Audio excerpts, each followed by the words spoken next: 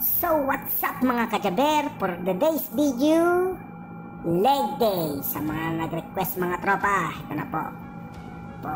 So ngayon, warm up tayo ng squat. So ayan po yung squat natin, first attempt. Ayan po ang squat natin ngayon. So today, training vlog muna tayo ngayon mga guys, mga kajaber dyan. So magandang gabi sa inyo. Then second attempt is 265 mga kajaber. Shoutout dyan sa mga coach team Wayne dyan, sa mga taga-Antipolo. Yan. So ayan ang second attempt natin. Second attempt. So ayan, medyo matigat na. So ayan, tinitignan ako ng isang kliyente. Yan. So third attempt natin mga kajaber. Yan ang third attempt na 309 pounds. 2 reps lang yan mga kajaber, medyo kabigatan na. Yan, medyo ngayon lang ulit ako nag-squat eh. Matagal-tagal na, mga 5 buwan na. Okay, babalik ulit natin yung power. So 4 attempt, ayan. Pero magpapaispat na ako dyan mga kajaber. Yan, papaispat na ako, medyo mabigat talaga siya. So talagang kailangan tayo mag-ensayo. Ensayo muna tayo, balik natin yung power natin. So yan, tinawag ko si kajaber dyan, no? Si Jaber Emil. So nagpa-ispat ako, mga habi ko.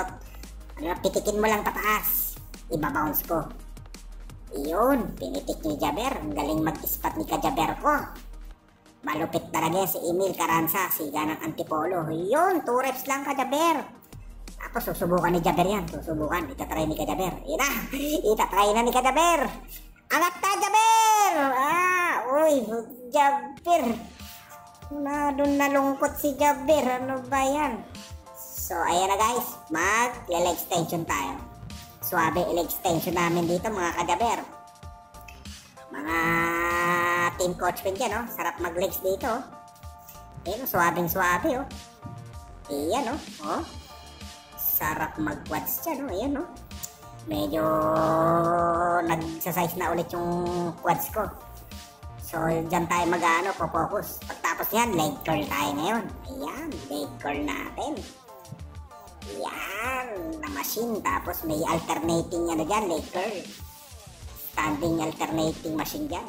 Ayan, pagtapos na yan, para medyo maramdaman natin yung hamstring natin. Ayan guys, oh. Sarap na yan.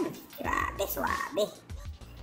Yan. So, pauwi na ako na yan eh. Mga 10 PM na yan. Nagbuhat na ako. Yan. Pagtapos niyan, kabila naman. Yan. Sige, banat mga kajaber. Yan, oh. Sarap ngayon yan, oh.